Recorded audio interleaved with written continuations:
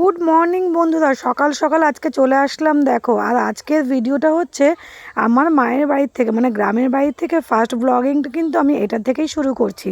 আজকে সকাল সকাল শুরু করব, প্রথম যেহেতু ভিডিও পোস্ট করছি গ্রামের বাড়ি থেকে, তাই কিন্তু চার থেকেই শুরু করব।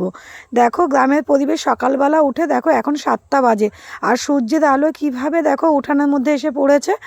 আমাদের বাড়িতে তুলসী গাছের বলতে পারো একেবারে এক ছোট্ট বৃন্দাবন, যেদিকেই তাকাবে সেদিকেই তুলসী গাছ। মা তো বলছে কত তুলসী গাছ তুলে ফেলেও দিয়েছে, তাও চারিদিকে এদিক সেদিক তুলসী গাছে ভরে গেছে।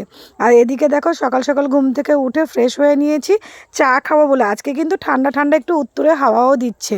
2-3 দিন হলো এসেছি, তবে এতটা ঠান্ডা হাওয়া কোনো দিনও পাইনি। আজকে যে পরিমাণে উত্তরে হাওয়াটা শুরু হয়েছে, মনে হচ্ছে আজকে খুব ঠান্ডা পড়বে। আর এখানে আসার পর আমার 2 দিন খুব শরীরটা খারাপ ছিল, তাই ভিডিও পোস্ট করতে পারিনি। আজকে করছি। দেখো মাকেও খাওয়াচ্ছে কাড়া কাম টি। এই টিটা কিন্তু মানে চাটা সকালে খাওয়া ভীষণ নাকি উপকার। মা বলে শীতের সকালে প্রতিদিন এই চাটা খাওয়া নাকি শরীরের জন্য ভীষণ উপকার। এখানে দেখো আদা, তুলসী পাতা, গোলমরিচ, তেজপাতা এবং বাতাসা দিয়ে এই চাটা হচ্ছে। চিনি এখানে ব্যবহার করছি না আমরা, বাতাসা দিয়ে চাটা খাবো।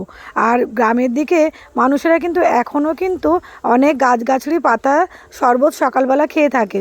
এতে কিন্তু শরীরে অনেক উপকার পাওয়া যায়।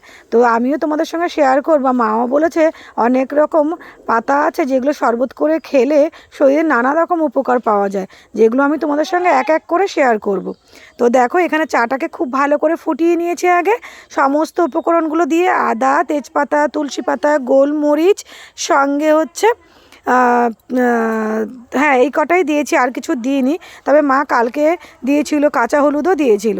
তো এইবার দেখো চাটা ভালো করে ফুটিয়ে নিয়েছি, একদম কাড়া কামটি। শীতের সকালে প্রতিদিনই খাওয়া ভালো। সর্দি কাশি থেকে উপকার পাওয়া যায়, গলা ব্যথা থেকে উপকার পাওয়া যায়, জ্বরও হুটহাট করে যে যাদের হট করে ঠান্ডা লেগে যায়, জ্বর আসে, সেই জিনিসটা থেকেও উপকার পাওয়া যায়। চাটা কিন্তু দুর্দান্ত হয়েছিল খেতে। আমি তোমাদের একটা চুমুক দিয়ে দেখাচ্ছি। এটা বাচ্চাদের খাওয়ানোও কিন্তু ভীষণ উপকার। অনেক সময় বাচ্চারা এই পাতা রস টস খেতে চায় না, তাদেরকে এইভাবে মিষ্টি মিষ্টি চা করে খাওয়ালে তারাও কিন্তু খুব সহজে এটা খেয়ে নেবে এবং শরীরের জন্য ভীষণ উপকার। তোমাদের কেমন লাগলো অবশ্যই কমেন্ট করে জানিয়ে ছোট্ট এই ভিডিওটা। Tata, bye bye.